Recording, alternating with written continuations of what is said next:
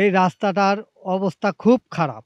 এই রাস্তা দিয়ে অন্ততপক্ষে ৮-১০ টা গ্রামের মানুষজন যাতায়াত চলাফেরা করে এবং ফসল পানি যেটা এই যে ধান, ভুট্টা, গম যা আছে তুলে আনতে খুব কষ্ট হয় এবং এর পিছনে একটা স্কুল আছে কোতালিবাগ স্কুল। ওখানে ছাত্ররা যাইতে পারে না। আমাদের এখানে একটা হাফেজি মাদ্রাসা আছে। এখানে আসা যাওয়া খুব কষ্ট হয়।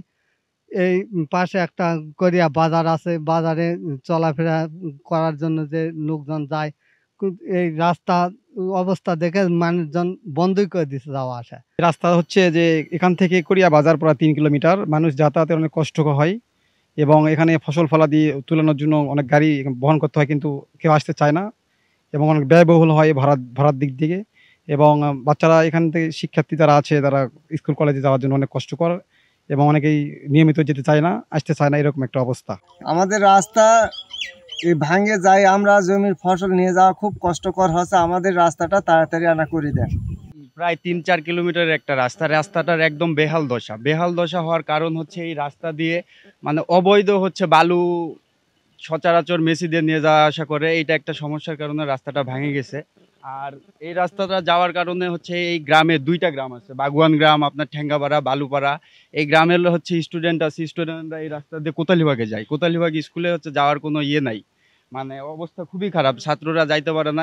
বাগওয়ান থেকে ঠেঙ্গাপাড়া হয়ে কোরিয়া রাস্তা পর্যন্ত রাস্তাটি প্রায় ১.৫ থেকে ২ কিলোমিটার রাস্তা। এই রাস্তাটার অবস্থা অত্যন্ত বেহাল।